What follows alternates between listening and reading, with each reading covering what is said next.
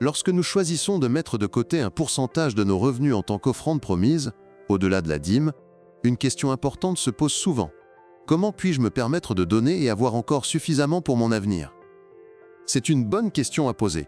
Cependant, trop souvent, nos réponses sont plus guidées par nos inquiétudes quant à demain que par notre confiance en les promesses de Dieu. En résultat, nos dons s'amenuisent et passent souvent de généreux à parcimonieux, voire pire. Les promesses de Dieu nous rappellent quelques principes universels du don, et ils sont aussi sûrs que la loi de la gravité. Proverbe nous dit ceci: « Certains donnent largement et accroissent leur fortune.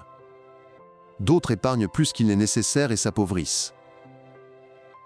Une personne généreuse sera comblée de biens en retour, celui qui donne à boire sera désaltéré. » Ce n'est pas une suggestion, c'est une promesse de notre Père. Jésus nous dit aussi: « Ne vous inquiétez donc pas du lendemain, le lendemain se souciera de lui-même. » De plus, il nous promet: « Donnez, et il vous sera donné. » Une bonne mesure, serrée, secouée et qui déborde, sera versée dans votre sein. Remercions Dieu pour ses abondantes provisions et demandons-lui pardon pour les fois où nous avons retenu des offrandes pour essayer de nous sentir plus en sécurité. Notre Père est le grand pourvoyeur. Il nous procure de la nourriture, des vêtements, un abri, un emploi, la force, l'éducation et tellement plus encore. Il nous invite à vivre et à donner par la foi et à le laisser prouver ses promesses, à la fois pour aujourd'hui et pour demain.